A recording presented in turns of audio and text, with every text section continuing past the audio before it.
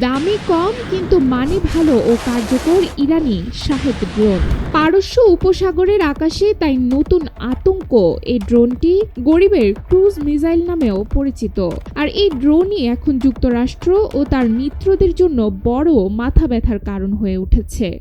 মার্কিন মিত্র দেশগুলো শুনতে পাচ্ছে অশুভ গুঞ্জন, যেটি মূলত ইউক্রেনের সৈন্যদের কাছে শাহেদ 136 কামিকাজে ড্রোনের শব্দ।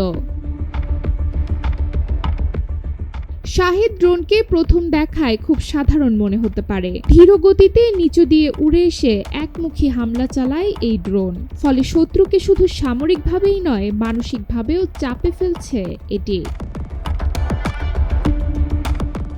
আধুনিক যুদ্ধের ব্যয়ের সমীকরণে শাহেদ এখন নতুন এক দুশ্চিন্তা।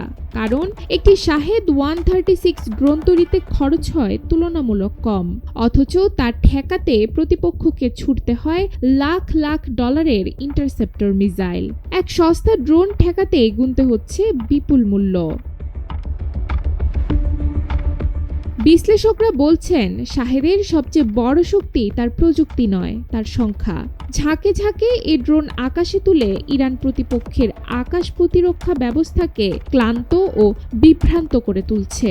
অনেক ড্রোন ভূপাতিত হলেও কিছু ড্রোন ঠিকই লক্ষ্যবস্তুতে আঘাত হানছে, আর তাতেই ক্ষতিগ্রস্ত হচ্ছে বন্দর, বিমানবন্দর, হোটেল, এমনকি গুরুত্বপূর্ণ ডেটা সেন্টারও।